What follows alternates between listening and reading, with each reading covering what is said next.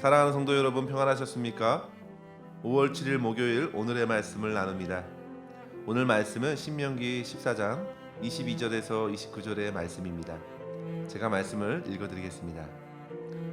너는 마땅히 매년 토지소산의 11조를 드릴 것이며 내 하나님 여호와 앞 곧 여호와께서 그의 이름을 두시려고 택하신 곳에서 내 곡식과 포도주와 기름의 11조를 먹으며 또 내 소와 양의 처음 난 것을 먹고 내 하나님 여호와 경외하기를 항상 배울 것이니라. 그러나 내 하나님 여호와께서 자기의 이름을 두시려고 택하신 곳이 내게서 너무 멀고 행로가 어려워서 내 하나님 여호와께서 그 풍부히 주신 것을 가지고 갈 수 없거든. 그것을 돈으로 바꾸어 그 돈을 싸가지고 내 하나님 여호와께서 택하신 곳으로 가서 내 마음에 원하는 모든 것을 그 돈으로 사되 소나 양이나 포도주나 독주 등 내 마음에 원하는 모든 것을 구하고 거기 내 하나님 여호와 앞에서 너와 내 권속이 함께 먹고 즐거워할 것이며 내 성읍에 거주하는 레위인은 너희 중에 분깃이나 기업이 없는 자이니 또한 저버리지 말지니라. 매 3년 끝에 그의 소산의 10분의 1을 다 내어 내 성읍에 저축하여 너희 중에 분깃이나 기업이 없는 레위인과 내 성중에 거류하는 객과 및 고아와 가부들이 와서 먹고 배부르게 하라.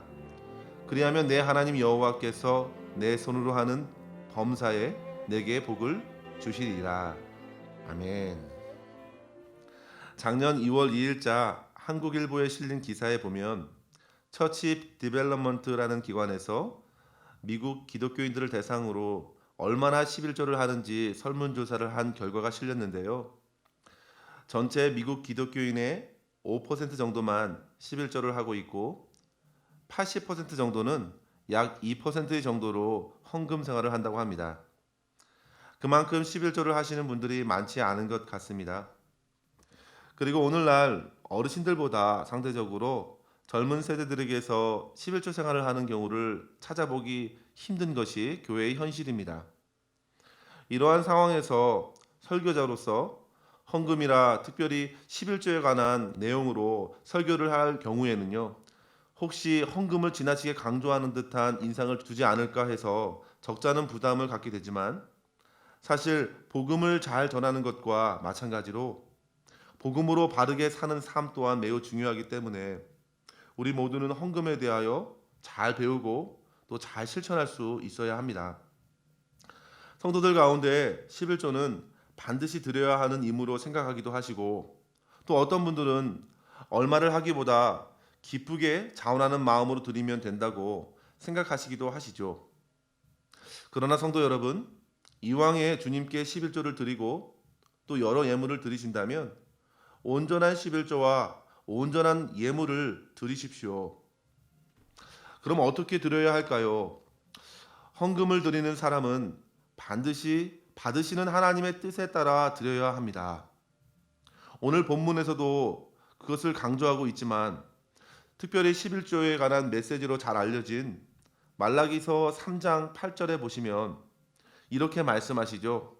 사람이 어찌 하나님의 것을 도적질하겠느냐. 온전한 11조를 드리면서 하나님을 한번 시험해 보라고.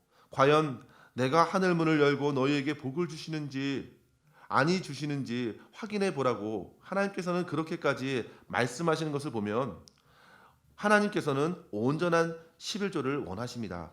아니 더 분명히 말씀드리면 하나님께서는 온전한 11조를 드리는 저와 여러분을 원하십니다. 성도 여러분, 11조는 말 그대로 소득의 10분의 1을 말하는 것입니다. 말라기에서는 이것을 하나님의 것이라고 하셨습니다. 내게 주셨지만 분명히 내 것이 아니라 하나님의 것이라는 말이죠. 그것은 하나님께 속한 것이고 나머지 10분의 9를 우리의 것으로 내 것으로 사용하라고 하신 것입니다. 그리고 10분의 9 안에서 우리는 얼마든지 기쁜 마음으로 여러 제목의 헌금을 주님께 드릴 수 있습니다. 제가 헌금을 강조하는 것 같은데 사실 그렇지 않습니다, 여러분. 저는 여러분들께서 하나님께 드릴 수만 있다면 더욱 많이 드리라고 말씀드리는 것입니다. 그런데 여러분, 드릴 수 있는 마음을 하나님께서 주실 때 우리는 드릴 수가 있습니다. 드리는 것에도 은혜가 필요합니다. 억지로 혹은 율법적으로 주님께 드리는 것은 온전한 11조 생활도 헌금 생활도 될 수 없습니다. 그럼 어떻게 드려야 할까? 오늘 본문을 통해서 우리는 두 가지로 생각해 보았으면 좋겠는데요. 첫 번째는 성도 여러분, 하나님을 경외하는 길로서 11조를 드리십시오.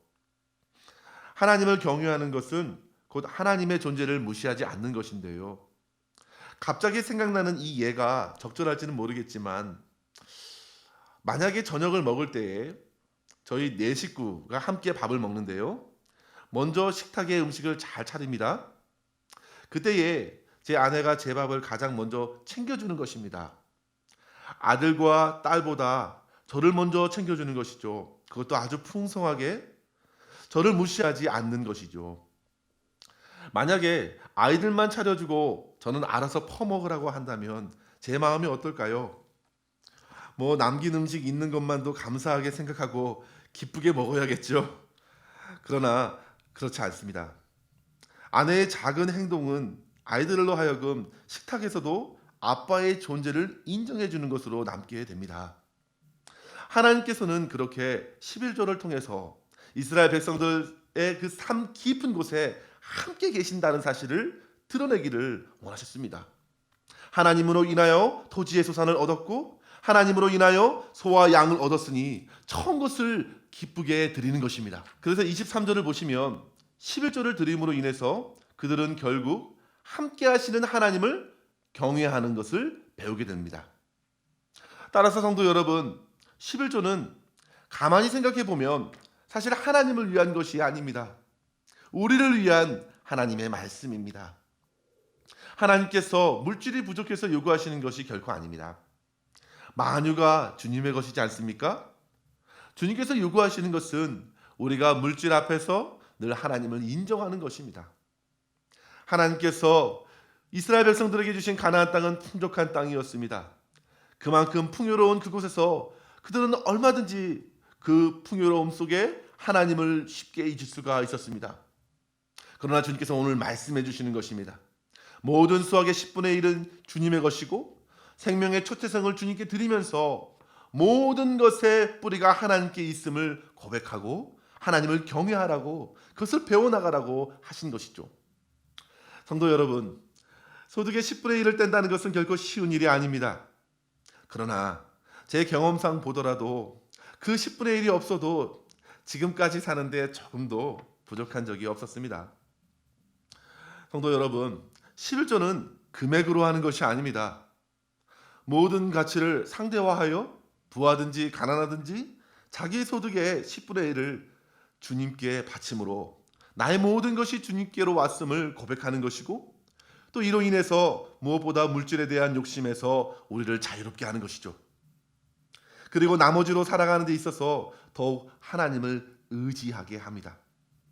따라서 성도 여러분, 이왕 주님을 믿고 또 이왕 주님께 물질을 아름답게 드릴 때에 우리는 제대로 하나님을 믿고 또 하나님께 헌신했으면 좋겠습니다. 종교개혁자 루터가 이렇게 말했죠. 나는 주머니가 회개하지 않는 사람의 회개를 믿을 수 없다. 성도 여러분, 11조를 하나님이 것이라 하신 것은 하나님의 물질을 붙들려고 하시는 것이 결코 아닙니다. 저와 여러분의 마음을 물질로부터 풀어주시고 그 마음을 하나님께로 향하기를 주님께서 원하시고 그것을 배우라고 주신 말씀임을 우리는 기억하고 먼저 하나님께 감사하는 마음, 하나님을 의지하는 마음으로 11조를 아름답게 드리시고 그 나머지의 물질을 하나님의 뜻 가운데 아름답게 선용하는 것, 그것이 바로 하나님께서 우리를 향한 아름다운 뜻이라 믿습니다. 제가 잘 알고 있는 한 믿음 좋은 한의사 형제님이 계신데요. 그분은 한의원에서 얻는 순매출의 11조를 드리는데도 전혀 부족하지 않다고 합니다. 사랑하는 성도 여러분, 하나님께 부유한 자가 되기를 원합니다. 온전한 10의 1조로 하나님을 경외하기를 더욱 배워가실 수 있는 저와 여러분 되기를 주님의 이름으로 간절히 축원합니다. 두 번째로 성도 여러분, 이웃과 가난한 이들을 도울 수 있도록 11조를 아름답게 드리십시오.